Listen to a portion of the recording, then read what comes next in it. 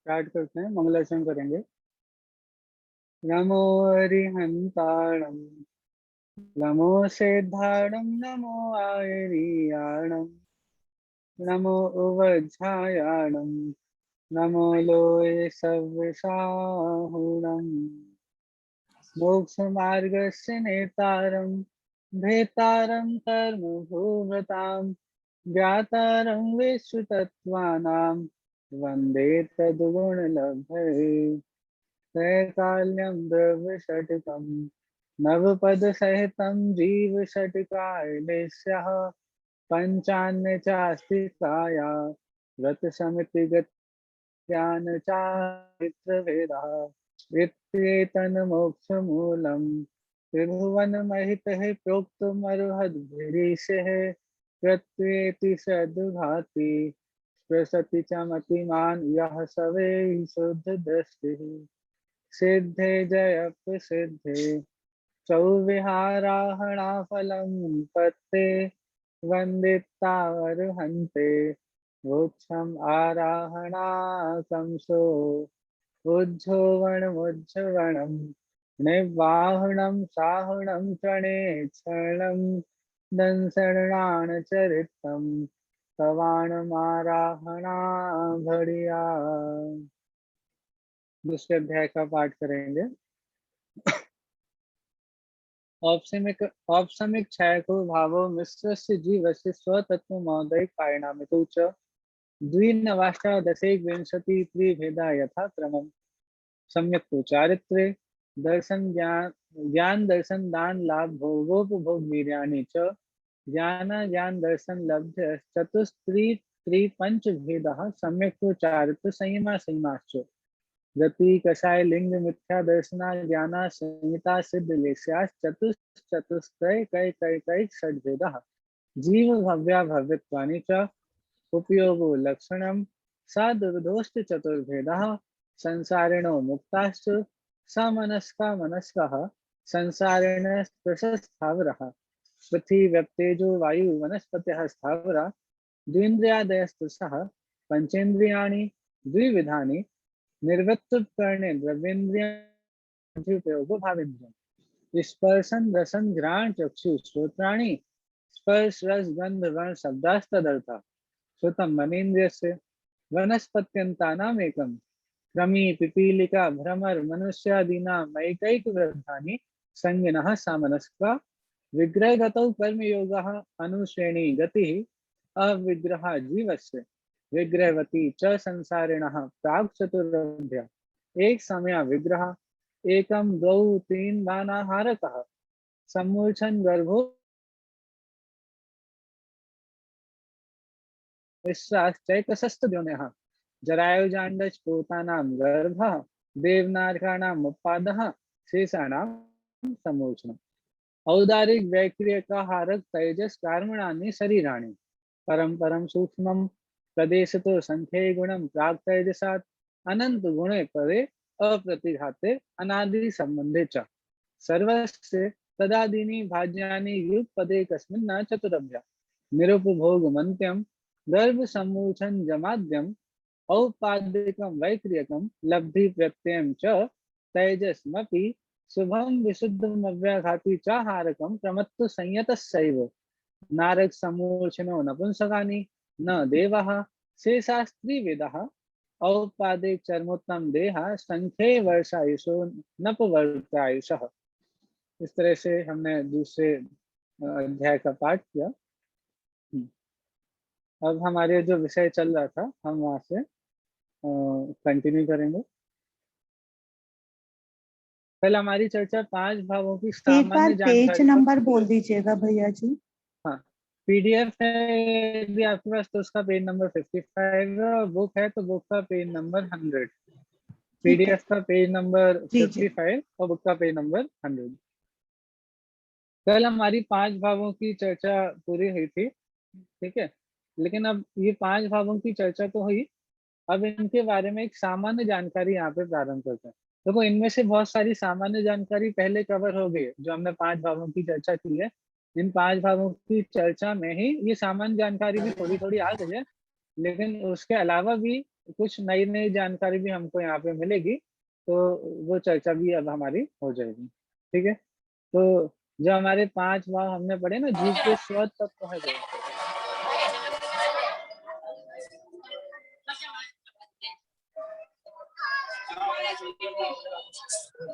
अब जो होस्ट है वो म्यूट कर दीजिए।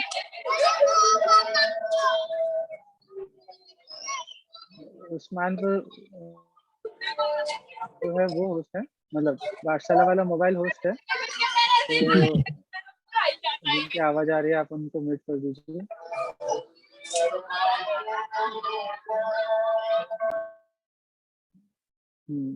ठीक है, चलो हम आगे बढ़ते हैं। हाँ, आपको 5 भावों की चर्चा याद होगी थोड़ी थोड़ी, मैं बस सूत्र पहला पढ़ देता हूँ। देखिए, औपसमिक क्षयको भावो मिश्रस्य जीवस्य स्वतत्व मौदयिक परिणामिको च द्विनवाष्टादशैक विंशति त्रिभेद यथाक्रमम्। ये 2 सूत्र जो थे, और इसके बाद हमने सारे ही भावों के एक एक सूत्र और उनके भेदों की चर्चा भी की। ठीक है, और अब उन 5 ही भावों के बारे में एक सामान्य जानकारी वाला प्रकरण यहाँ पे प्रारंभ, परिणामिक भाव की चर्चा के बाद वो प्रकरण यहाँ पे प्रारंभ होता है। ठीक है, देखिए हम प्रारंभ करते हैं सीधे। एक मिनट। 5 भावों के संदर्भ में सामान्य जानकारी इस प्रकार, 2 प्लस 5 भाव के भेदों की संख्या के हिसाब से 2, औपसमिक के 2, 9, क्षयिक के 9। ठीक है, फिर मिश्र मतलब कौन सा, क्षय समिक, उसके 18, फिर औदयिक के 21 और परिणामिक के 3। इस तरह से 2 प्लस 9 प्लस 18 प्लस 21 प्लस 3 कुल 53। ये 53 प्रकार के भाव जीव के स्वतत्व हैं, असाधारण भाव हैं, जो मात्र जीवों में ही पाए जाते हैं, अन्य द्रव्य में नहीं। तो ये जो 53 भाव है, ये किस में पाए जाते हैं, मात्र जीवों में ही पाए जाते हैं, अन्य में नहीं पाए जाते, अन्य द्रव्यों में नहीं पाए जाते। लेकिन आपने बहुत बार सुना होगा कि हर द्रव्य का अपना अपना पारिणामिक भाव होता है, पारिणामिक भाव हर द्रव्य का है। लेकिन ये जो जीव के जो पारिणामिक भाव बताए, जीवत्व, भव्यत्व और अभव्यत्व, ये वाले पारिणामिक भाव अन्य द्रव्यों में नहीं पाए जाएंगे। हाँ, अन्य द्रव्यों के अपने अपने पारिणामिक भाव होते हैं, लेकिन जो पारिणामिक भाव जीव के बताए हैं, वो पारिणामिक भाव इनके नहीं होंगे। ठीक है, तो इस तरह से 53 भाव हुए कुल, जो भेदों की संख्या कुल होती है वो 53 हो जाती है। ठीक है, हाँ, इसके बाद कहते हैं, अब देखो ये जो हमने कर्म देखे हैं, 8 कर्म है, 8 कर्मों को हम घाते अघाते में डिवाइड कर देते हैं। तो अब 8 कर्मों के हिसाब से बताएंगे कि किन के निमित्त से कौन से भाव होते हैं। 5 भाव है ना, 5 भाव, औपसमिक, क्षयिक, क्षयोपसमिक, औदयिक और परिणामिक। तो 5 भाव में किन किन कर्म से कौन कौन से होते हैं। 8 कर्म है, सभी को 8 कर्मों के नाम याद होंगे, 4 घातीय 4 घातीय। तब उसके बेसिस पे बताते हैं कि किन कर्म से कौन कौन से भाव होते हैं, किन कर्म के उदय उपसम आदि से कौन कौन से भाव होते हैं। तो देखिए, अघातीय कर्मों का ना तो उपसम होता है ना क्षय उपसम होता है, उनकी तो मात्र 2 दशाएं होती हैं, या तो उनका उदय होता है या उनका क्षय होता है। किनका, अघातीय कर्मों का या तो क्या होता है, उदय, या होता है उनका क्षय। इनके अलावा उनका और कोई अवस्था नहीं होती है। अघातीय कर्मों की या तो उदय रूप अवस्था होगी या क्षय रूप अवस्था होगी। तो कौन सी नहीं होती, तो उपसम नहीं होती और क्षय उपसम नहीं होती। ठीक है, कर्मों की 4 अवस्थाएं, वैसे तो 10 अवस्थाओं का भी प्रकरण है, कर्मों के 10 अवस्थाएं वो प्रकरण है। अभी हम 4 को ही मुख्य रख रहे हैं, क्योंकि 5 भावों से रिलेटेड बाकी संक्रमण, उत्कर्षण, अपकर्षण आदि, ठीक है, वो भी अवस्थाएं होती हैं, लेकिन उनकी चर्चा यहाँ पे नहीं कर रहे हैं। यहाँ अकेले 4 अवस्थाएं ले रहे हैं, उदय, उपसम, क्षय और क्षय उपसम। ठीक है, तो अघातीय कर्मों के क्या होते हैं, मात्र उदय या क्षय, या तो उसका उदय रहेगा या वो खत्म हो जाएगी, उसका क्षय हो जाएगा, ना क्षय उपसम होगा ना उपसम होगा। ठीक है, उपसम से क्या होता है, थोड़ी देर के लिए चला जाता है फिर वापस आ जाता है, और क्षय उपसम से क्या होता है, थोड़ा थोड़ा रहता है, पूरी तरह से अपना प्रभाव नहीं दिखाता है और पूरी तरह से दूर भी नहीं हो जाता है, तो थोड़ा थोड़ा प्रभाव दिखाता है। देखो, इन 4 अवस्थाओं को भाव रूप में कैसे देख सकते हैं, मतलब समझ रूप में कैसे देख सकते हैं। उदय मतलब जब उसका ही प्रभाव चल रहा हो, आपका कोई प्रभाव नहीं चले, उदय वो कहेगा, वो कहलाएगा उदय। ठीक है। फिर उपशम, उसका बिल्कुल प्रभाव नहीं है, लेकिन सिर्फ अभी के लिए नहीं है, थोड़े समय बाद उसका फिर से प्रभाव हो सकता है। ठीक है, तो वो कहलाता है उपशम। फिर कहलाता है क्षय। क्षय मतलब प्रभाव अभी भी नहीं है और कभी नहीं होगा, क्योंकि हमने उसका कारण हमेशा के लिए दूर कर दिया। तो यदि आपने उसका कारण हमेशा के लिए दूर कर दिया, तो और उसका प्रभाव खत्म हो जाए, आपके शत्रु का प्रभाव हमेशा के लिए खत्म हो जाए, तो वो कहलाता है उपशम। और क्षय उपशम की पूरी तरह से प्रभाव नहीं दिखा पा रहा है, थोड़ा प्रभाव दिखा रहा है, थोड़ा नहीं दिखा रहा है। ठीक है, इसका और अच्छे एग्जाम्पल भी काफी आते हैं। आप एक बल्ब जलाइए, ठीक है, यहाँ मैंने एक बल्ब लगा दिया, ठीक है, तो अब बल्ब चालू है और उसकी पूरी रोशनी फैल रही है, ये तो हो गया बल्ब का उदय। ठीक है, बल्ब लगा है और बल्ब की रोशनी पूरे में फैल रही है, उसके सामने कुछ भी नहीं है, तो वो है बल्ब का उदय। ठीक है, अब मैंने क्या किया, एक कपड़ा लिया, ठीक है, मैंने एक कपड़ा लिया, अब मैंने कपड़े से, मोटा कपड़ा बिल्कुल, इससे लाइट आर पार नहीं हो सकती, मैंने इससे उस बल्ब को ढक दिया। ठीक है, अब बल्ब को ढक दिया, लेकिन एक कपड़े से ढका ना, तो कपड़ा हटा भी सकते हैं, तो थोड़ी देर के लिए ढका, तो थोड़ी देर के लिए, लेकिन जब ढकेंगे तो बल्ब की बिल्कुल भी रोशनी नहीं आएगी। तो जो आपने थोड़ी देर के लिए ढका, लेकिन फिर कपड़ा हटते ही उसकी रोशनी फिर से चालू हो जाएगी, ये कहलाता है उपशम। तो जितनी देर के लिए आपने बल्ब को ढक दिया, जिससे वो अपना प्रभाव, वो अपनी रोशनी नहीं दिखा पा रहा है, वो कहलाता है उपशम। ठीक है। तीसरा, आपने बल्ब निकाल के ही अलग कर दिया, अब तो नहीं आएगी उसकी रोशनी, अब तो बल्ब की रोशनी आने का सवाल ही नहीं। क्यों? क्योंकि आपने बल्ब ही हटा दिया, तो ये कहलाता है क्षय, कि आपने बल्ब को ही हटा दिया। अब कोई एक बिल्कुल पतला सा कपड़ा मेरे पास हो, बिल्कुल पतला सा कपड़ा, या कोई कलर्ड पॉलीथीन हो, कोई पॉलीथीन जिसपे ब्लैक कलर की या ब्लू कलर की पॉलीथीन मैंने उस बल्ब के ऊपर चढ़ा दी।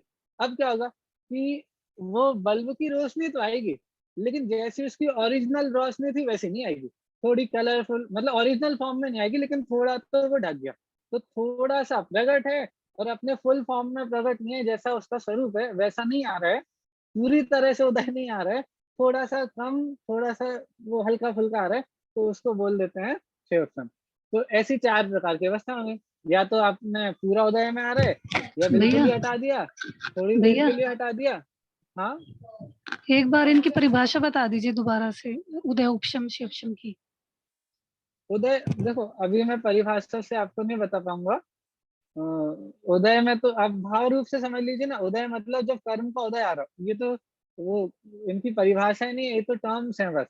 शिवोपम की भले ही परिभाषा है, लेकिन बाकी तो कर्म के उदय, अब इसकी मुझे ऐसे कोई परिभाषा याद नहीं, नहीं होंगी भी। नहीं नहीं भैया, जो भी आपने बताया था बस वही बता दीजिए।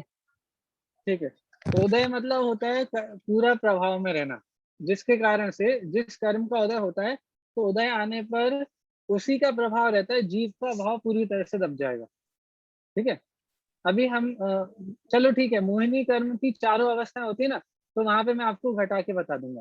ठीक है, कर्म की दर्शन मोहिनी की चारों अवस्थाएं होती हैं, वहां पे मैं एग्जाम्पल और इनका स्वरूप भी मोहिनी कर्म को घटा के बता दूंगा, तो वहां वो क्लियर हो जाएगा।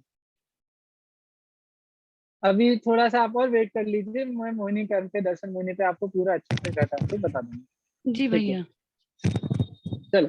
तो अभी हमने क्या देखा कि आघातीय कर्मों की कितनी अवस्थाएं होती हैं, 2 अवस्थाएं होती हैं, या तो उनका उदय होगा या उनका क्षय होगा, उनका उपशम और क्षयोपशम नहीं होता है। ठीक है, अब यदि इनकी 2 उदय होने पे भाव भी 2 ही होंगे, कौन कौन से, या तो औदैहिक भाव होगा, तो जब उनका उदय होता है तो औदैहिक भाव होते हैं, और जब उनका क्षय हो जाता है तो क्षयिक भाव होते हैं। ठीक है, आघातीय कर्मों का उदय होने पे औदैहिक भाव, और आघातीय कर्मों का क्षय होने पे क्षयिक भाव।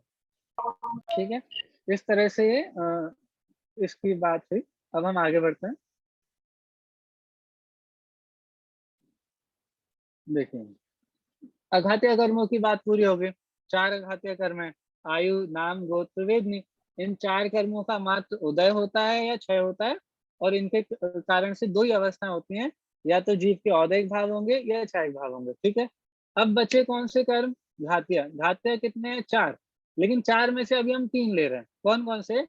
ज्ञानावर्णी, दर्शनावर्णी और अंतराय। ठीक है, क्योंकि इन 3 का सेम सिस्टम है, मोहिनी का अलग है। देखिए, घातीय कर्मों में ज्ञानावर्णी, दर्शनावर्णी और अंतराय, इन 3 कर्मों की 3 दशाएं होती हैं। कौन कौन सी? उदय, क्षय और क्षयोपशम। कौन सी रह गई, कौन सी नहीं होती है? यदि उदय, क्षय और क्षयोपशम होता है तो कौन सी नहीं हुई?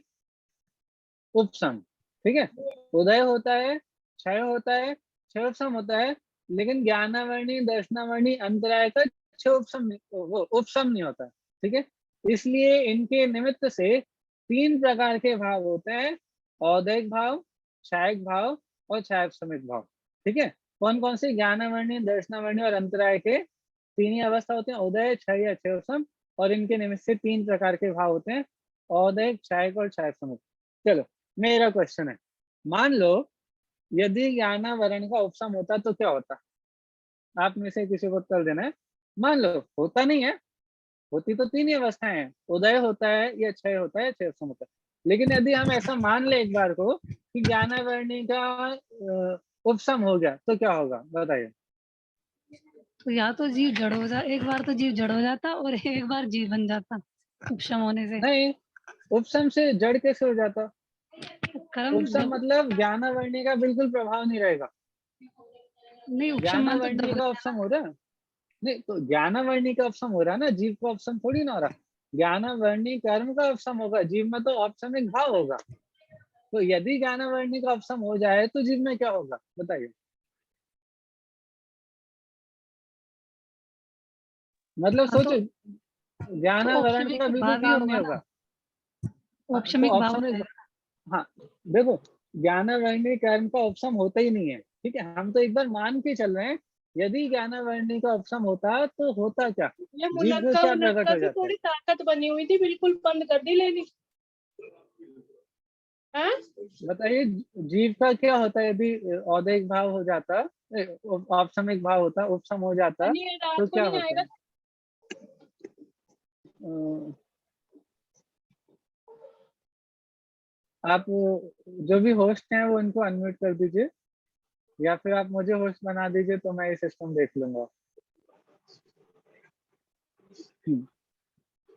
देखिए, तो आप कोई कोई तो आंसर दो कि यदि हमने उपसम भाव ज्ञानावरण का उपसम भाव हो गया तो क्या होगा? ज्ञान का पूर्णतः अभाव हो जाएगा। नहीं, ज्ञान सम्यक होने की थोड़ी क्षमता बन जाएगी, ज्ञान का होगी पूर्णतः अभाव ज्ञानावरण क्या होगा? कर्म उपसम कर देना, क्या उपसम कर रहा है? हाँ, तो सम्यक दर्शन की प्राप्ति में सहायक हो देखो जाएगी फिर।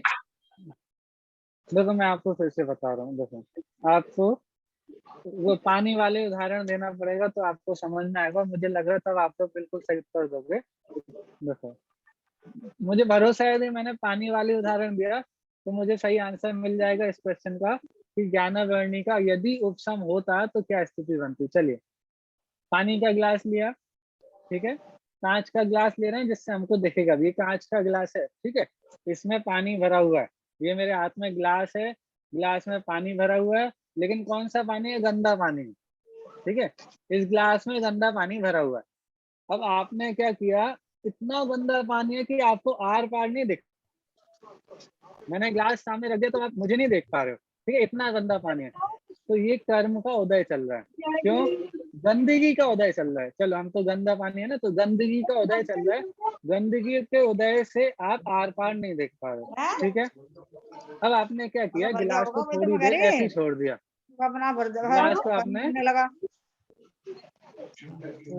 एक मिनट, मुझे जल्दी लगता भर है गया मैं ना फोन नेट करके बोल चलाने में। देता हूँ तो अरे मुझे अभी तो होस्ट पानी आ बना रहा देंगे। 5 घंटे का, 800 बंद तो करने पड़ेगा। लाइट फूकने से क्या मिला?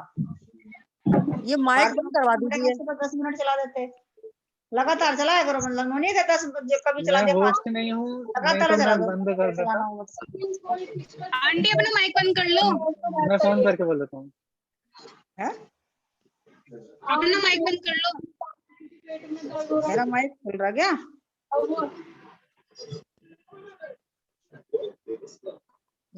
माइक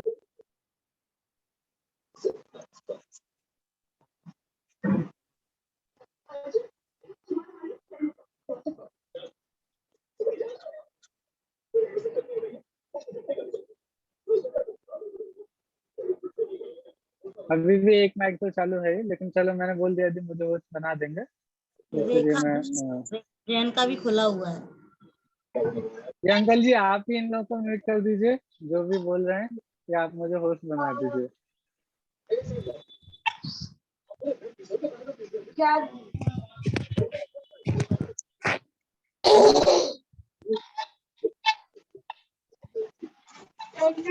करिए मनी। मनीषा भाभी जी आपका माइक खुला हुआ है, अपना माइक बंद कर लीजिए। बंद कर लीजिए अपना माइक मनीषा भाभी जी। हाँ कर लिया मनीषा भाभी ने। ठीक है चलो, हम कंटिन्यू करते हैं। हम कहाँ पे थे? हाँ मैं उदाहरण दे रहा था आपको, चलो वापस आते हैं। पानी का गिलास था, पानी में गंदगी थी, ठीक है। गंदगी ज्यादा है इसलिए आप मुझे देख नहीं पा रहे हो अभी आर पार, ठीक है। उदाहरण है, सामने कुछ नहीं है लेकिन मैं उदाहरण से समझा रहा हूँ। तो गंदगी बहुत है इसलिए आप मुझे देख नहीं पा रहे हो। फिर हमने क्या किया, इसको हमने रख दिया, ठीक है। हमने थोड़ी देर के लिए इसको छोड़ दिया। तो अब जब आप गंदा पानी भी हो ना, उसे भी थोड़ी देर के लिए छोड़ देंगे तो आप देखेंगे मोटी मोटी गंदगी नीचे बैठ जाती है, लेकिन फिर भी थोड़ी महीन महीन गंदगी ऊपर रहती है। तो भी अब मोटी मोटी जो गंदगी नीचे बैठ गई और जो महीन महीन गंदगी है उसके कारण भी आप मुझे बिल्कुल साफ तो नहीं देख पा रहे जैसे अभी देख पा रहे हो। ऐसा वो यदि पानी का गिलास हो जिसमें ऊपर गंदगी हो, थोड़ी थोड़ी हो, महीन महीन भी हो, तो उतना साफ आप मुझे नहीं देख पाओगे, ठीक है। फिर मैंने क्या किया, फिटकरी ली और फिटकरी उसके ऊपर घोल दी, ठीक है। अब क्या हुआ, अब पूरी की पूरी गंदगी नीचे बैठ गई, ठीक है। अब जब पूरी गंदगी नीचे बैठ गई तो आप मुझे बिल्कुल साफ अच्छे से देख ले रहे हो। क्यों? क्योंकि गंदगी अभी गिलास में तो है लेकिन नीचे बैठी हुई है, तो उस गंदगी का असर आप आपको जो पहले मुझे जो देख नहीं पा रहे थे, अब उसमें बाधा नहीं हो रही, आप मुझे देख तो ले रहे हो लेकिन गंदगी बस नीचे बैठी हुई है, ठीक है। अब आपने क्या किया, एक दूसरा गिलास लिया और उसमें वो पानी डाल दिया, जो साफ साफ पानी है ना, गंदगी तो नीचे बैठी है, तो आपने क्या किया, वो बैठी हुई है और आपने साफ साफ पानी दूसरे गिलास में निकाल लिया। अब आपने दूसरे गिलास को सामने रख के देखा, तो अब दूसरे गिलास में गंदगी तो इस वाले गिलास में रहेगी, तो इस वाले गिलास में ना तो गंदगी है ना दिख रही है गंदगी, और आप मुझे बिल्कुल साफ साफ देख ले रहे हो, ठीक है। तो चार अवस्थाएं हो गई, कौन कौन सी? एक में तो पानी इतना गंदा है कि आप आर पार कुछ देख ही नहीं पा रहे। एक में मोटी मोटी गंदगी नीचे बैठ गई और महीन महीन गंदगी ऊपर है, तो दिख तो रहा है लेकिन उतना साफ नहीं दिख रहा, ठीक है। फिर तीसरा, पूरी की पूरी गंदगी नीचे बैठ गई, मोटी भी महीन भी सब तरह की गंदगी नीचे बैठ गई, पानी बिल्कुल साफ, ठीक है, लेकिन गंदगी है, लेकिन वो नीचे बैठी हुई है, उसका प्रभाव कुछ नहीं है। चौथा, आपने साफ पानी को अलग निकाल दिया, गंदगी अलग, खत्म, ठीक है। तो जो तीसरा और चौथा है ना, जिसमें गंदगी पूरी तरह से नीचे बैठ गई है और इस वाले में तो गंदगी है ही नहीं, इनके पानी भी बिल्कुल एक जैसे हैं, बिल्कुल साफ है। बस इतना है कि अभी इसमें गंदगी नीचे बैठी हुई है और इसमें गंदगी है ही नहीं, लेकिन पानी दोनों के बिल्कुल एक जैसे हैं, ठीक है। तो ये थी उपसमरूपी अवस्था जिसमें गंदगी नीचे बैठी है, पानी बिल्कुल साफ, और यहाँ गंदगी हटा दी, सिर्फ पानी पानी रह गया, ये कहलाता है छह, ठीक है। और जो महीन महीन गंदगी दिख रही थी लेकिन मोटी मोटी नीचे बैठ गई, वो कहलाती है छह उपसम। और जब आर पार देख ही नहीं पा रहे, पूरा पानी बिल्कुल गंदा है कि कुछ भी दिखाई नहीं दे रहा, वो कहलाता है गंदगी का उदय चल रहा, ठीक है। तो उसमें कुछ भी दिखाई नहीं दे रहा। तो ऐसे चार अवस्थाएं कर्मों की हैं।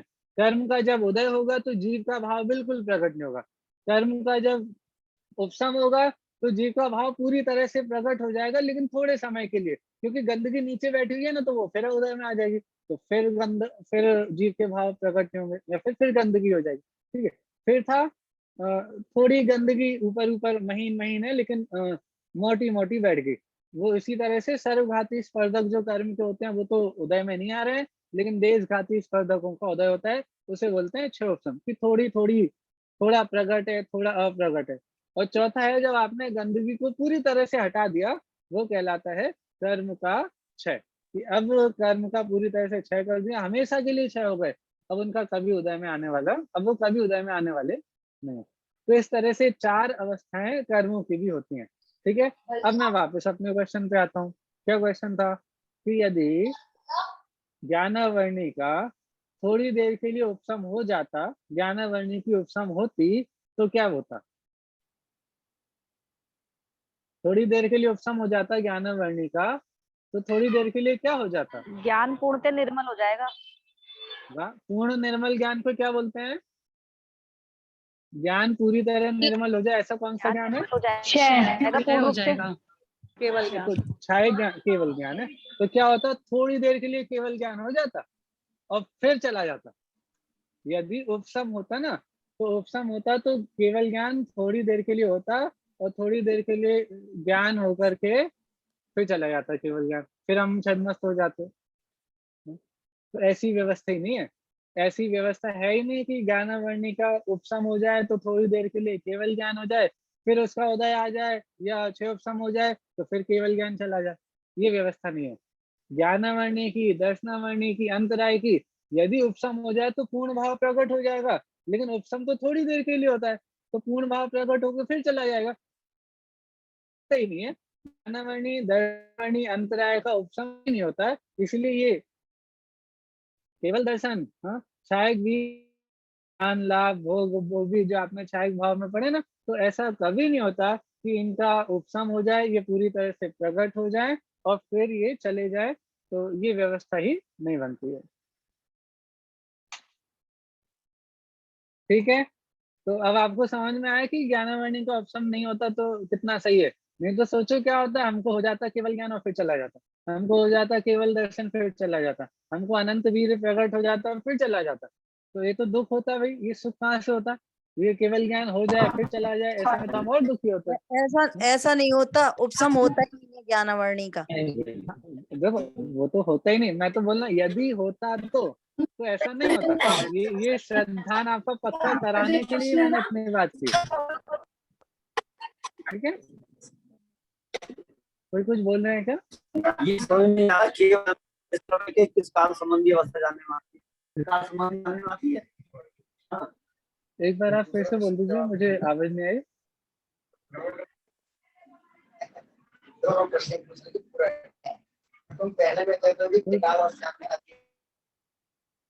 कोई प्रश्न है क्या? रेखा जी का माइक अनम्यूट है, मुझे लग रहा कोई प्रश्न है या नहीं है, पता नहीं। चलिए भाई जी, अनम्यूट हो गया, मैं आता हूँ। हाँ बोलिए। इसमें फिटकरी से जो साफ पानी किया जाए वो वाला ऑप्शन आएगा? फिटकरी से साफ पानी किया ना तो पूरी गंदगी नीचे बैठ गई, अब पानी बिल्कुल निर्मल हो गया ना। तो जब यदि पानी पूरी तरह से निर्मल हो जाता है तो उसको बोला है उपसम। जब पानी पूरी तरह से निर्मल हो गया ना तो उसी को तो उपसम बोला, क्योंकि गंदगी तो बिल्कुल भी नहीं है ना पानी में। जितना जैसा स्वच्छ पानी होता है वैसी फिटकरी से स्वच्छ करने के बाद दिख रहा है, दोनों बिल्कुल सेम।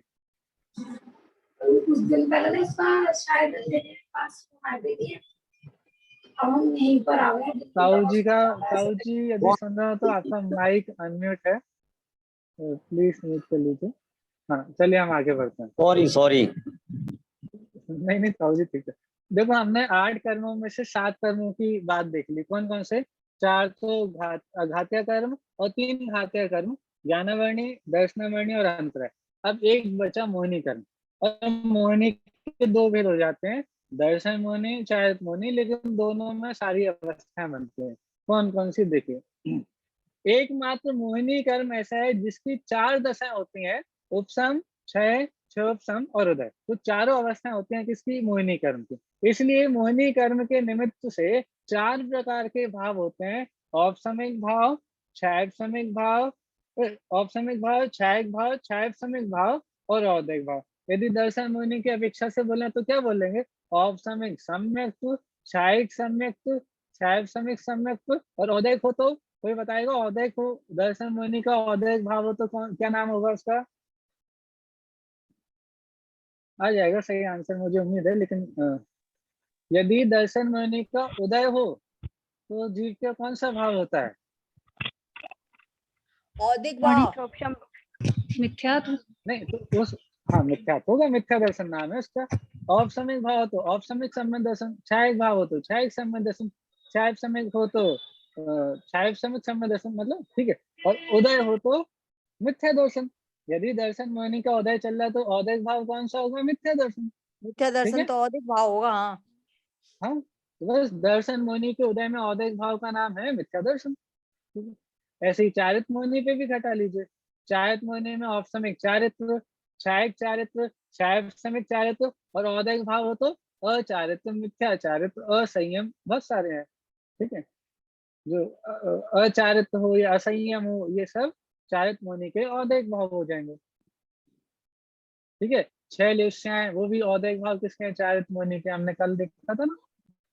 तो वो सब इसमें औदैहिक भाव के। तो आपको समझ में आ गया ना, 8 कर्मों में से जो 4 अघातीय कर्म है उनकी उदय होगी या क्षय होगा, सिर्फ 2 भाव, और उनके निमित्त से जीव के 2 भाव होंगे, औदैहिक भाव या क्षयिक भाव। ठीक है, फिर घातीय कर्मों में 4 भेद है, तो पहले 3 ले लो, ज्ञानवर्णी, दर्शनावर्णी और अंतरय। इनके 3 होते हैं, 3 अवस्था होती हैं, उदय, क्षय और क्षयोपशम। तो इनके निमित्त से भाव भी 3 होंगे, औदैहिक, क्षयिक और क्षयोपशमिक। ठीक है, और मोहिनी कर्म की 4 अवस्था होती हैं, तो वहां पे 4 भाव होंगे, औपसमिक भाव, क्षयिक भाव, क्षयिक भाव और औदैहिक भाव। ठीक है, तो इस तरह से ये हमने 8 कर्मों के हिसाब से 5 भावों की चर्चा कर ली।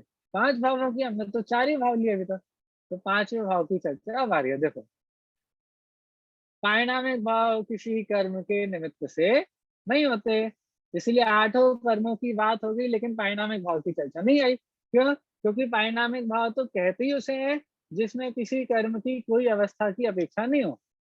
यदि कर्मों की अपेक्षा होती तो उसे पारिणामिक नाम नहीं देते। इसमें किसी कर्म की अपेक्षा होती ही नहीं है, इसीलिए तो इसका नाम पारिणामिक भाव है। ठीक है, पारिणामिक भाव किसी कर्म के निमित्त से नहीं होते, वे तो आत्मा के स्वभाव भाव हैं। इसे हम ऐसा भी कह सकते हैं, उपसम, देखो अब बहुत अच्छे से बता रहे हैं इसी बात को, उपसम मात्र मोहिनी कर्म का होता है। ठीक है, उपसम कौन से कर्म का होता है? मात्र मोहिनी कर्म का। क्षय उपसम 4 घातीय कर्मों का होता है। ठीक है, और क्षय और उदय 8 कर्मों का होता है। तो इससे भी वही बात आ गई जो हमने अभी ऊपर 3-4 पैराग्राफ में पढ़ी है। ठीक है, उपसम अकेले मोहिनी का होता है, क्षयोपसम 4 घातीय कर्मों का होता है, और उदय और क्षय ये 8 कर्मों का होता है। ठीक है, इस अपेक्षा से 8 कर्मों की अपेक्षा से 4 भावों की या 5 भावों की चर्चा पूरी हुई। अब बात चालू हो रही है इन 5 भावों के काल की। कौन सा भाव कितने समय तक रहता है? 5 भाव हमने देख लिए ना, इन 5 भाव के काल की बात की। यदि औपसमिक भाव है तो वो कितने समय रहेगा, कब तक रहेगा? ठीक है, तो वो वाली बात अब चालू होती है। देखिए, सबसे पहला भाव था औपसमिक भाव। औपसमिक भाव सादी शांत है। औपसमिक भाव कैसे है? सादी शांत है, प्रकट होगा और खत्म भी होगा और चला जाएगा। और होता भी कितने टाइम के लिए आपको पता है? अंतर मुहूर्त के लिए होता है। औपसमिक भाव अंतर मुहूर्त के लिए ही होता है बस, इससे ज्यादा इसका टाइम पीरियड ही नहीं है। तो जो चीज अंतर मुहूर्त के लिए होती है वो तो सादी शांत होगी ना। सदी शांत, स आदि, आदि सहित, शांत अंत सहित। ठीक है, तो जिसकी एक समय आदि भी बोला है और जाएगा, जिसका अंत भी है। एक समय बोला जाएगा। नहीं नहीं, एक समय नहीं, अंतर मुहूर्त, अंतर, मैक्सिमम अंतर मुहूर्त और कम से कम एक समय। हाँ ठीक है, तो मैक्सिमम अंतर मुहूर्त है और कम से कम एक समय है औपसमिक भाव का समय। ठीक है, तो औपसमिक भाव हो गया सादी शांत, इसकी आदि भी है और इसका अंत भी है, मतलब थोड़े से टाइम के लिए होता है। छायक भाव, छायक भाव कैसा है? सादी अनंत। सादी अनंत मतलब आदि तो है, आदि सहित है, लेकिन अंत रहित है। मतलब एक बार प्रकट तो होगा, हमेशा से तो नहीं होगा, प्रकट होगा, लेकिन प्रकट होने के बाद फिर कभी नहीं जाएगा, इसलिए उसका अंत कभी नहीं होना। तो उसकी प्रकटता तो होगी लेकिन उसका अंत कभी नहीं होगा, इसीलिए उसको बोला सादी अनंत।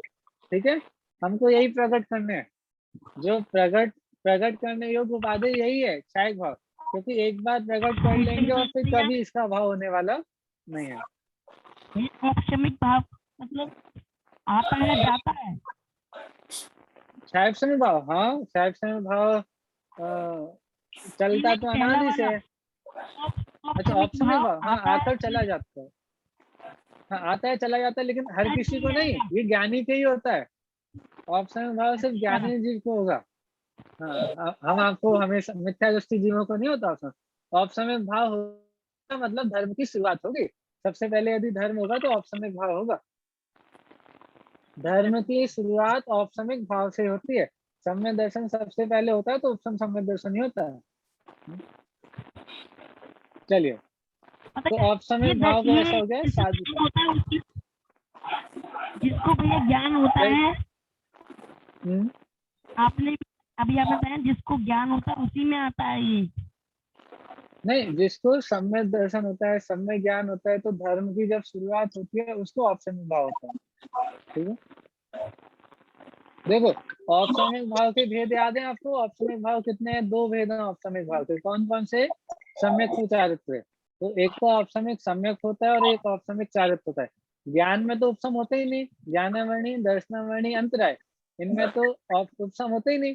उपसम तो अकेले मोहिनी कर्म का होता है। देखो अभी हमने पढ़ा ना, एकमात्र मोहिनी कर्म ही ऐसा है जिसकी 4 अवस्था होती है, ये पढ़ लिया था। हाँ, फिर ये पढ़ा ना, उपसम मात्र मोहिनी कर्म का होता है।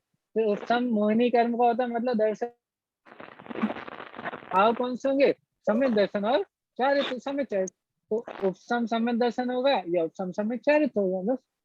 ज्ञान में तो उपसम नहीं भैया होता। भैया आप एक बारी प्रैक्टिकल में जैसे करके थोड़ा सा एग्जाम्पल के साथ बता सकते हैं ये औपसमिक भाव और क्षयौपसमिक भाव के जैसे एग्जाम्पल करके, तो उससे प्रैक्टिकल में पता चलेगा कि किस तरीके से। हाँ चलो ठीक है, मैं 5 भाव को बता करके आपको बताऊंगा। मैंने बोला था अभी कि हाँ मैं जी। सम्यक दर्शन पे 4 भाव घटा के बताऊंगा, वो मैं ये 5 पॉइंट पढ़ के आपको बताता हूँ। ठीक है, अभी हमने 2 पॉइंट पढ़ लिए। औपसमिक भाव साधी शांत है, क्षयिक भाव साधी अनंत है। साधी शांत मतलब शुरुआत भी होगी और खत्म भी होगा। साधी अनंत मतलब शुरुआत तो होगी लेकिन खत्म कभी नहीं होगा, अंत रहित है, अनंत है। ठीक है, साधी आदि सहित लेकिन अनंत है। ठीक है, फिर क्षयोपसमिक भाव, ये 2 अपेक्षा से देख रहे हैं, एक तो भव्य जीवों की अपेक्षा से और अभव्य जीवों की अपेक्षा से। ठीक है, क्षयोपसमिक भाव को भव्य जीव और अभव्य जीव की अपेक्षा से देख रहे हैं। तो भव्य जीवों की अपेक्षा से अनादि शांत है, अनादि से है, शुरुआत नहीं है, अनादि से है, लेकिन अंत है। क्योंकि जब जीव को क्षयिक भाव प्रकट हो जाएंगे, जब जीव को मोक्ष प्रकट हो जाएगा, हाँ, तो क्षयोपसम खत्म हो जाएगा, क्षयोपसम भाव खत्म हो जाएंगे। क्यों? अब तो क्षयिक भाव प्रकट हो जाएंगे ना। जो जीव केवल ज्ञान को प्राप्त कर लेगा, जो जीव अर्यंत अवस्था को प्राप्त कर लेगा, हाँ, जो जीव मोक्ष प्राप्त कर लेगा, उसके थोड़ी ना क्षयोपसम भाव रहेंगे, तो उनका अंत हो जाएगा ना। तो भव्य जीव को केवल ज्ञान आदि की प्राप्ति होने पे क्षयोपसम भाव खत्म हो जाते, खत्म हो जाते, इसलिए उनका अंत है। लेकिन कब से है? अनादि से है। कोई शुरुआत है क्या? नहीं, कोई शुरुआत नहीं। तो क्षयोपसम भाव भव्य जीवों की अपेक्षा से अनादि शांत है और अभव्य जीवों की अपेक्षा से अनादि अनंत है। क्यों? क्योंकि उनके तो कभी इनका अभाव होना ही नहीं है। अभव्य जीवों के क्षयोपसम भाव का कभी अभाव नहीं होगा। क्यों नहीं होगा? क्योंकि धर्म की शुरुआत नहीं होगी, धर्म की शुरुआत भी नहीं होगी, पूर्णता भी नहीं होगी। तो उनकी अपेक्षा से ये भाव अनादि अनंत है। ठीक है, बिल्कुल सेम औदैहिक भाव। औदैहिक भाव भी भव्य जीवों की अपेक्षा से अनादि शांत है तो अनादि से, लेकिन इनका अंत हो जाएगा जब जीव को मोक्ष हो जाएगा। ठीक है, 14वें गुण स्थान के बाद औदैहिक भाव नहीं होते, मोक्ष में औदैहिक भाव नहीं होते, इसलिए अनादि शांत। लेकिन अभव्य जीवों की अपेक्षा से अनादि अनंत। क्यों? क्योंकि इनके तो कभी भी संसार का भाव नहीं होगा और संसार का भाव नहीं होगा, इसीलिए उनके ये भाव अनादि अनंत। पारिणामिक भाव, पारिणामिक भाव तो हमारा है, इसमें थोड़ी ना किसी कर्म की अपेक्षा है, चाहे भव्य हो चाहे अभव्य हो, चाहे कोई भी जीव हो। जीवत्व भाव और जिसका भव्यत्व और जिसका भव्यत्व, वो भाव तो सबके अनादि अनंत रहते ही हैं।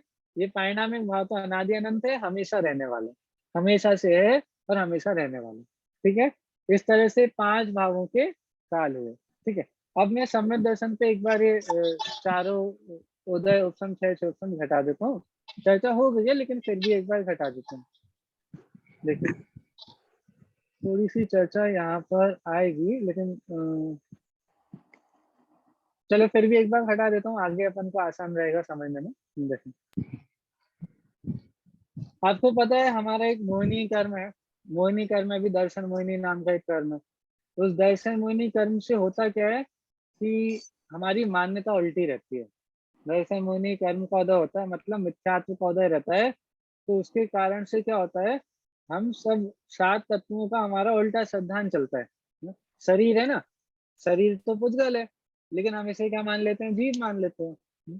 तो ये जो उल्टी मान्यता चल रही है, बिल्कुल विपरीत मान्यता चल रही है। मतलब जैसा है वैसा नहीं मान रहे हैं, ये कब हो रहा है? जब मिथ्या दर्शन का, जब मोहिनी दर्शन मोहिनी का उदय चल रहा है, ठीक है। तो दर्शन मोहिनी का काम क्या है?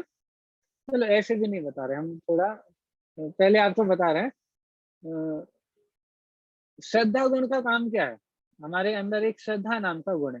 तो श्रद्धा गुण का काम क्या होना चाहिए?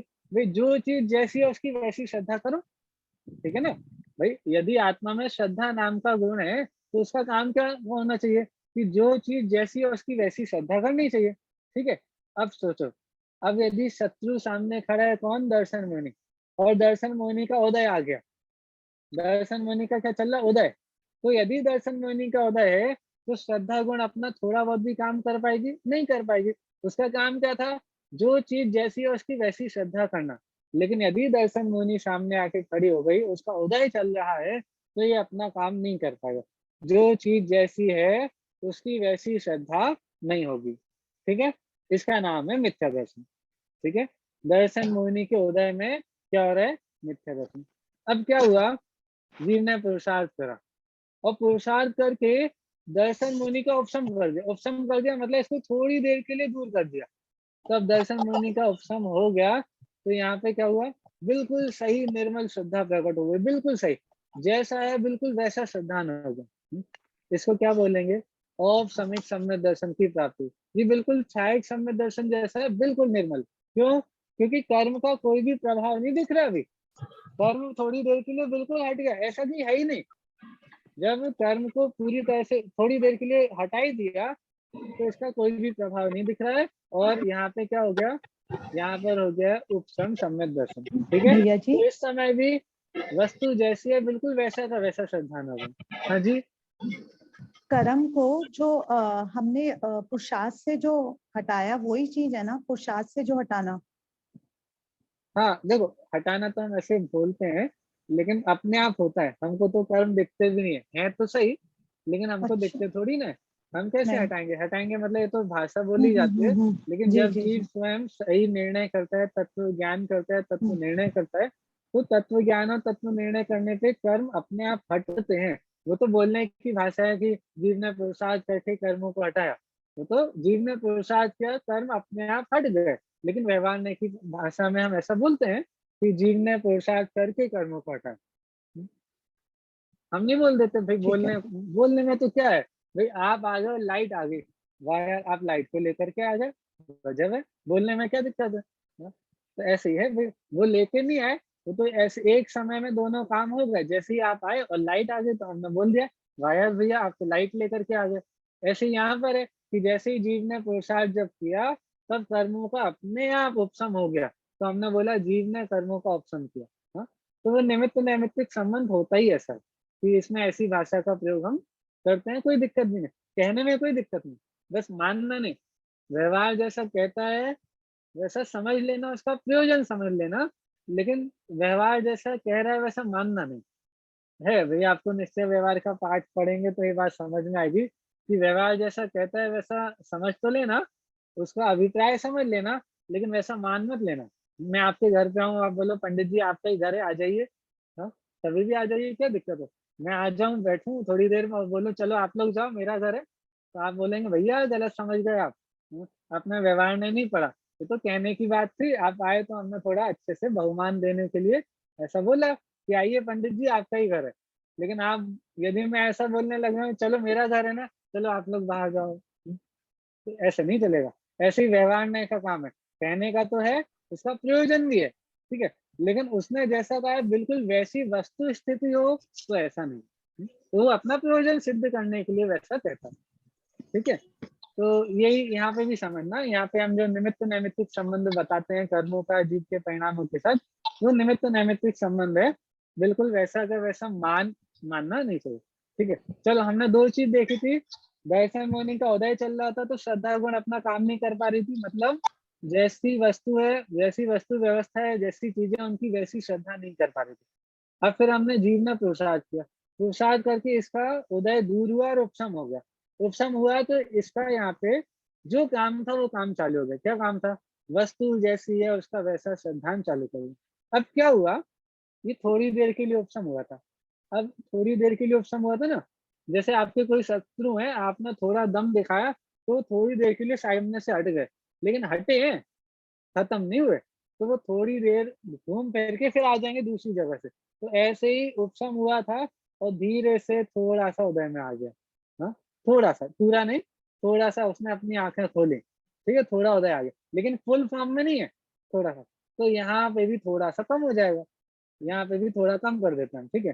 तो अब जो यहाँ पे थोड़ा उदय चल रहा है, थोड़ा थोड़ा उदय, पूरी तरह से नहीं, थोड़ा उदय चल रहा है, थोड़ा सा उदय नहीं चल रहा है, तो इसको बोलते हैं कर्म का क्षयोपशम। जब यहाँ कर्म का क्षयोपशम चल रहा है, तो यहाँ पर भी जीव का क्षयोपशमिक भाव चलेगा, मतलब थोड़ी सी तो श्रद्धा, ठीक है, और थोड़ा सा दोष होगा वहां पे, ठीक है। इसको बोलते हैं क्षयोपशमिक सम्यक दर्शन। इसमें चल मल अगाड़ दोष लगते हैं, ये भी आप कभी पढ़ेंगे तो आएगा आपको, लेकिन ये बहुत मामूली दोष है, इससे सम्यक दर्शन का भाव नहीं हुआ। सम्यक दर्शन तो कहेंगे, लेकिन थोड़ा दोष है, थोड़ा सा दोष साथ में, चलमल अगाड़ दोष साथ में चलता है, इसलिए सम्यक दर्शन तो है, लेकिन थोड़े से दोष के साथ में, ठीक है। तो जब यहाँ कर्म का क्षयोपशम रूपी अवस्था चल रही हो, तो यहाँ पे क्षयोपशम सम्यक दर्शन होगा, मतलब यहाँ थोड़ा उदय, थोड़ा उपशम, थोड़ा क्षय, ये अवस्था है, तो यहाँ पे भी चलमल अगाड़ दोष वाला सम्यक दर्शन रहेगा। फिर आपने क्या किया, कर्मों को पूरी तरह से अभाव कर दिया।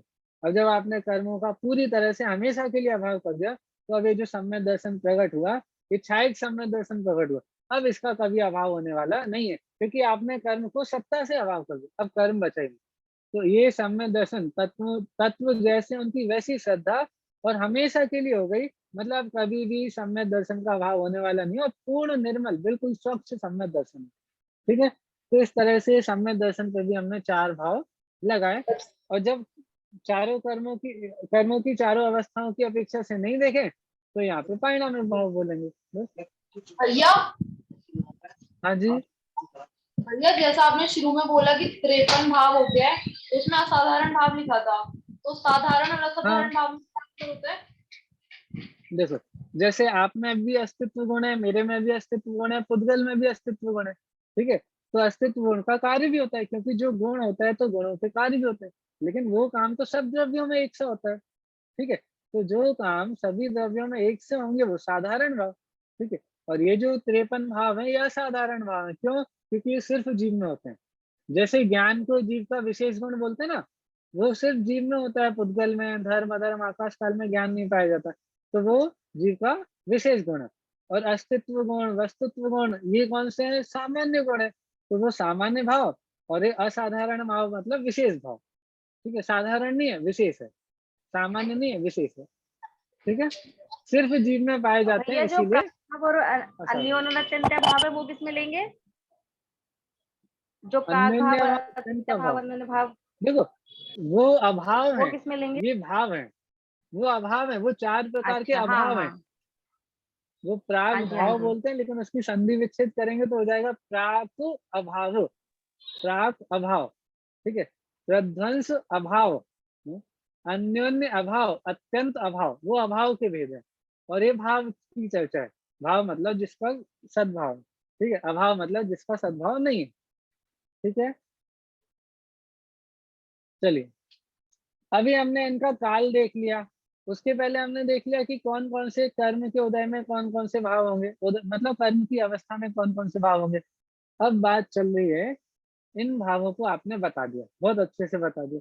अब बताओ कि हमारे लिए कौन से काम के हैं, कौन से छोड़ने लायक है, हमारा प्रयोजन किससे कैसा है। तो अब वो बता रहे हैं कि इनको जान करके हमें क्या करना। देखो, तो बताते हैं, औपसमिक भाव प्रकट करने की अपेक्षा से एक देश उपादेय है।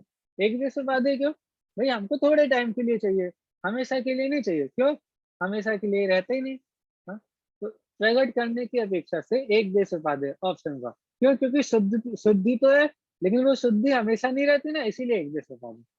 और छायक भाव प्रकट करने की अपेक्षा सकल देश उपादेय, ये हमको पूर्ण रूप से चाहिए। क्यों? क्योंकि ये तो एक बार हो जाएंगे, कभी छूटने वाले नहीं। तो ये हमारे लिए सकल देश उपादेय हैं, पूर्ण रूप से उपादेय हैं, और ऑप्शन में भाव एक देश उपादेय, ठीक है। अब देखिए, अब क्षैप्समिक भाव बचे। देखो, तो बोल रहे हैं क्षैप्समिक भाव तो अज्ञानी के भी होते हैं, ज्ञानी के भी होते हैं, है ना।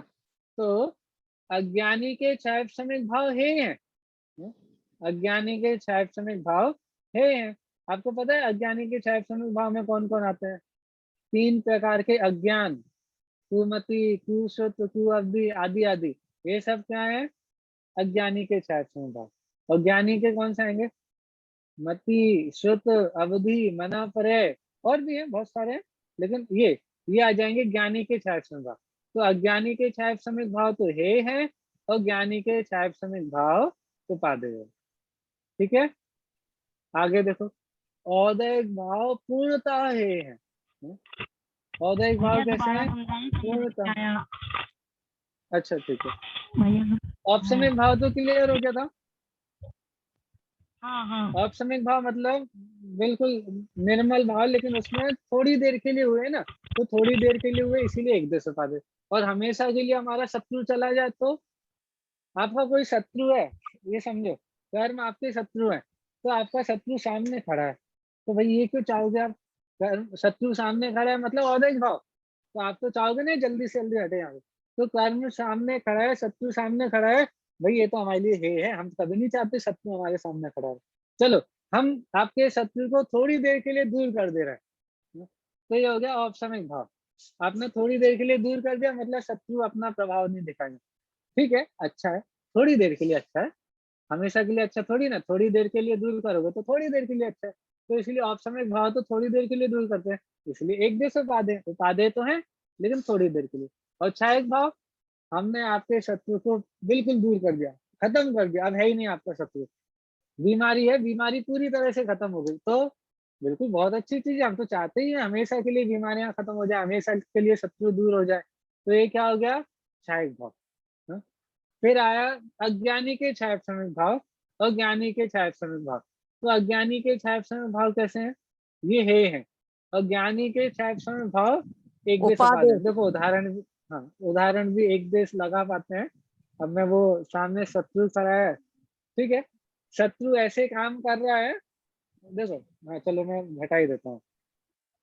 आपने शत्रु पे वार किया, लेकिन उसका थोड़ा बहुत कुछ बिगड़ गया, लेकिन ज्यादा कुछ नहीं बिगड़ा, ठीक है, तो वो तो बोलेंगे अज्ञानी के छायापसमिक भाव, क्योंकि छायापसम हो गया ना, उसका कुछ तो बिगड़ा है। ठीक है, तो अब हमको प्रॉब्लम तो फिर भी है क्योंकि शत्रु तो है, तो लेकिन अज्ञानी ना तो उसको नहीं मारने की जब उसकी कोई छुटपुट सेना को उसका बिगाड़ के, तो वो तो फिर आ जाएगा अपनी पूरी ताकत से। तो अज्ञानी के छायापसमिक भाव तो है, लेकिन ज्ञानी के एक देश उपादेय। ज्ञानी तो बिल्कुल सही काम करता है, उसने उस शत्रु को ऐसा मतलब एक चोट पहुंचाई है कि अब वो दोबारा अपनी दम पे खड़ा नहीं हो पाएगा। थोड़ी देर के लिए है, लेकिन वो थोड़ी देर में अपने आप ही खत्म होने वाला है। ठीक है, मतलब ऐसा वार किया है कि थोड़ी देर का ही बचा है वो। अब हमको उसे मारने के लिए हमें कुछ नहीं करना, वो अपने आप ही अपनी आयु समाप्त करने वाला है थोड़ी टाइम। तो ऐसा हो गया ज्ञानी के छायापसमिक भाव, वो एक देश उपादेय है। ठीक है, फिर बोला औदैहिक भाव पूर्णता, ये हमने देख लिया, क्योंकि औदैहिक भाव तो कैसा है कि भाई शत्रु सामने ही खड़ा है, तो भैया वो तो हम कभी नहीं चाहते, इसलिए वो पूर्णता है। फिर पारिणामिक भाव, तो पारिणामिक भाव में 3 प्रकार के थे, भव्यत्व, अभव्यत्व और जीवत्व। तो भव्यत्व और अभव्यत्व रूप पारिणामिक भाव तो ये हैं, जानने लायक हैं, और जीवत्व रूप अपना परम पारिणामिक भाव श्रद्धेय है, परम ज्ञेय है एवं ध्येय। मैं परम पारिणामिक भाव स्वरूप ही हूँ, इसी भाव के आश्रय से धर्म होता है। तो जैसे छायक भाव को उपादेय बोला था, तो वो प्रकट करने की अपेक्षा से उपादेय बोला था, और पारिणामिक भाव आश्रय करने योग्य है, श्रद्धा करने योग्य है, परम ज्ञेय है, ध्येय है, उसका ध्यान करना चाहिए, ऐसा मेरा स्वभाव है। हाँ? ये बिल्कुल श्रद्धा के लिए आश्रय करने योग्य उपादेय इसको बोला जाता है। ठीक है, इस तरह से 5 भावों में हेय, ज्ञेय, उपादेय क्या छोड़ने लायक है, क्या प्रकट, क्या आश्रय करने या प्रकट करने योग्य उपादेय है, और क्या मात्र जानने लायक है, मात्र ज्ञेय है। इस तरह से 3 भेद यहाँ पर किए। ठीक है, हेय, ज्ञेय और उपादेय, इस अपेक्षा से इन 5 भावों की चर्चा की।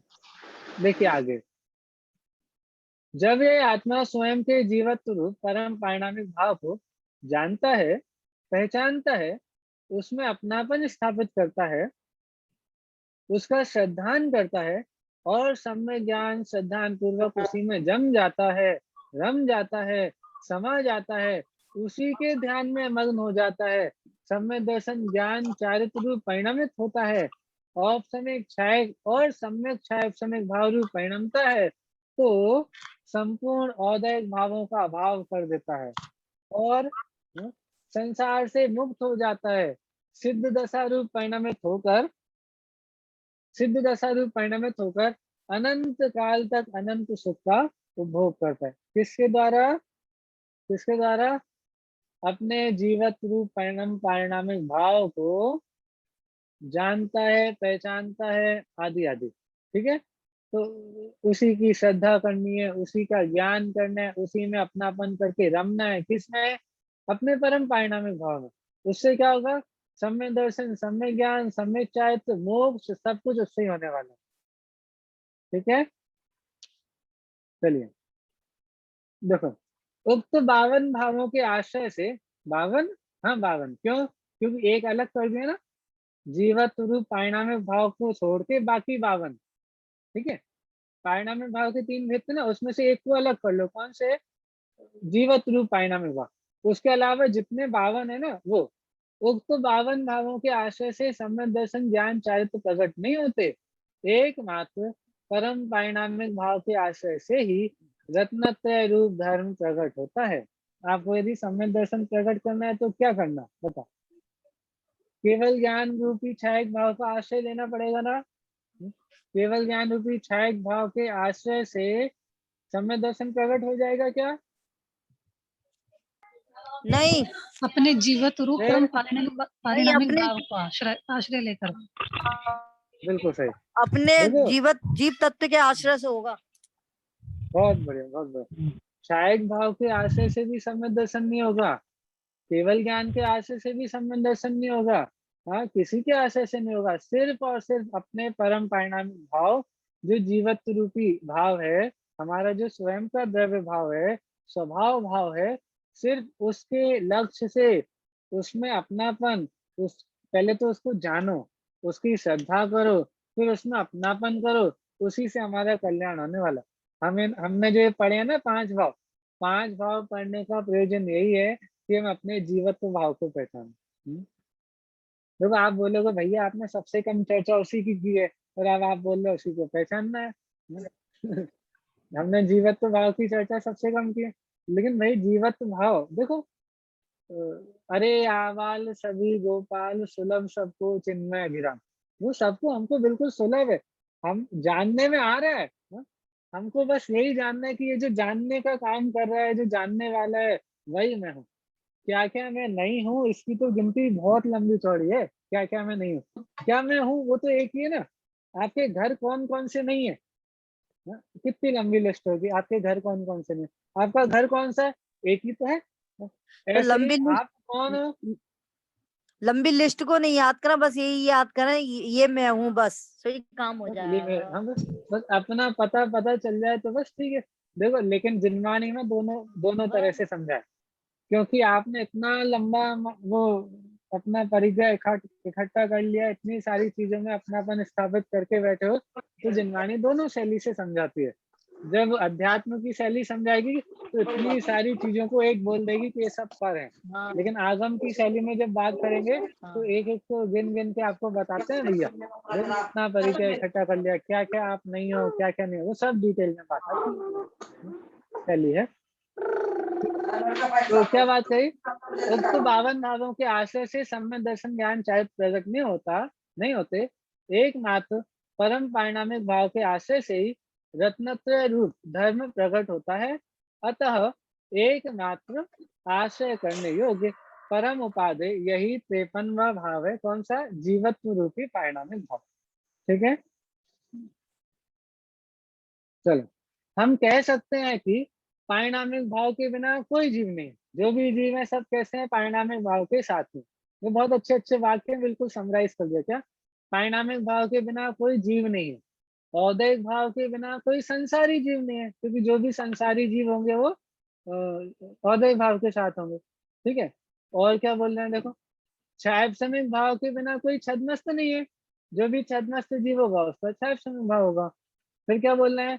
छायक भाव के बिना छायक संपत्ति, छायक चारित्रवन और अर्हंत तथा सिद्ध नहीं है, क्योंकि भाई कोई छायक संस्कृति होगा उसके छायक भाव है, छायक चारित्र जिनके उनके छायक भाव है, अनंत भगवान है, सिद्ध भगवान है, इनके भी छायक भाव है। और औपसमिक भाव, हाँ, तो औपसमिक भाव के बिना कोई धर्म का आरंभ करने वाला नहीं। जो जो जीव धर्म का आरंभ करते हैं, धर्म की शुरुआत करते हैं, सम्यक दर्शन प्रकट करते हैं, सबसे पहले उनको औपसमिक भाव होता है। औपसमिक सम्यक दर्शन से ही हमको धर्म की शुरुआत होगी। ठीक है, आगे क्या कहते हैं, वस्तुतः निश्चय से स्वतत्व तो परम पारिणामिक भाव भी है, शेष 52 भाव व्यवहार से स्वतत्व है। देखो ये आप बोलोगे अभी सूत्र में क्या आया था, सूत्र में तो ये आया था कि ये सारे के सारे भाव जीव के स्वतत्व हैं। तो यहाँ पे आप ऐसा क्यों बोल रहे हो कि भाई अकेले परम पारिणामिक भाव निश्चय से स्वतत्व है, बाकी के व्यवहार से स्वतत्व है? हाँ भैया देखो, जो आपके साथ हमेशा नहीं रहता हो ना, उसको हम आपका कैसे कहें?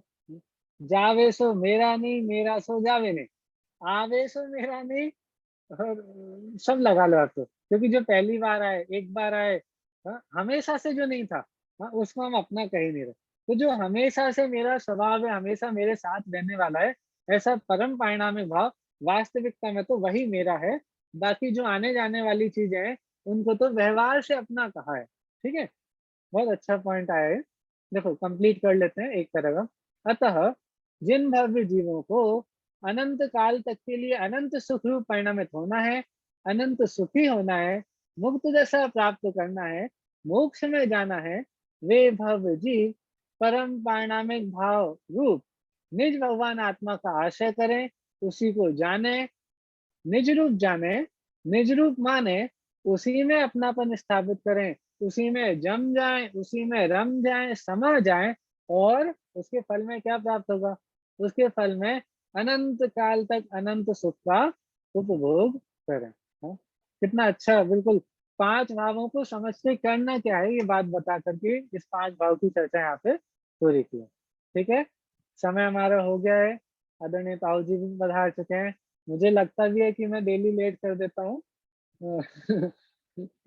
चलिए, हमारी चर्चा यहाँ पर ही होती है। आपको कोई प्रश्न तो पूछ लीजिए, नहीं तो हम जिनवाणी स्तुति करें। भैया जी भैया उसमें जो त्रिंगा भाव बोला गया वो परम पारिणामिक भाव है। जो क्या चीज उसमें आपकी आवाज में? जो उसमें 53 वाला जो भाव बोला गया था वो परम पारिणामिक भाव ही है। हाँ, परम पारिणामिक भाव है, जो जीवत्व भाव है ना, जीवत्व नाम का पारिणामिक भाव, उसी को परम पारिणामिक भाव कह रहे हैं। ठीक है, चलिए जिनवाणी स्तुति करते हैं। जावाणी के ज्ञान पे सूझे लोकालोक, सुवाणी मस्तक नमो सदा देते हूँ भोग। नमो अर्यंताणम, नमो सिद्धाणम, नमो आर्याणम, नमो ध्यानम, नमो लोय सर्वसर्वम। सभी को सादर जय जैन। जय जिनेन्द्र भैया। जय जिनेन्द्र भैया। जय जिनेन्द्र। जय जिनेन्द्र भैया। जय जिनेन्द्र जय। जय जिनेन्द्र भैया। जय जिनेन्द्र भैया। जय जिनेन्द्र भैया।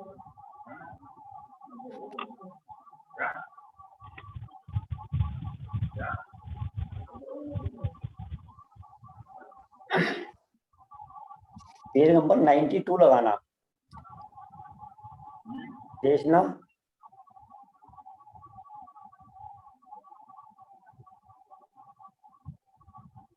देखना आवाज आ रही है?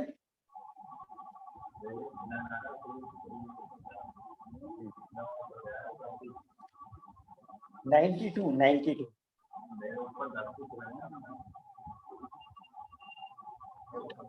आप लोगों को आवाज आ रही है? आ रही है भैया, आवाज आ रही है आपकी।